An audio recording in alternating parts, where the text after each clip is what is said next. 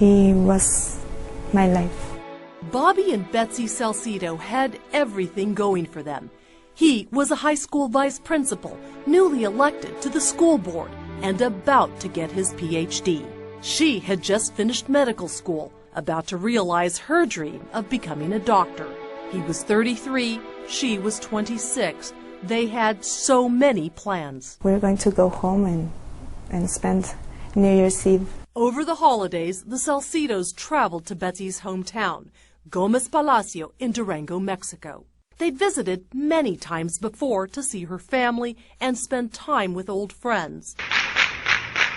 But in recent years, the town began to change.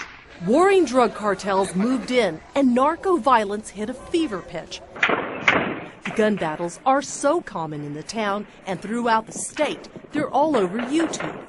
Betsy noticed this transformation. When I went there, when you're there, you can feel the danger. But Gomez Palacio is where Betsy grew up, where her family lives. She wasn't about to stop going. She and Bobby were married there, and over the years, he raised thousands of dollars to help the town. He found the funds, the resources to send an ambulance. Donations to orphanages and collected old boots, jackets from fire departments here, sent them down there. The Salcedos loved Gomez Palacio. They never imagined the violence in Mexico would ever touch their lives. 10 bodies found here, 16 bodies found here, beheaded, this and that. People held hostage, and you're like, well, obviously they're involved in something. I used to say that all my friends, and they were telling me how scared they were of going out like before. And I used to say, don't worry, if you're not involved in anything, they don't have to look for you. They don't look for normal people. Betsy Salcedo doesn't believe that anymore.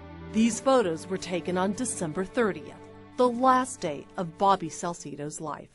We just wanted to have a good time. They went to this restaurant with a group of friends, medical students and attorneys. We were laughing, and we were just about to go when men got in. Were they masked men? I couldn't see anything. I just saw my husband lying down, and that's when I understood that something was happening.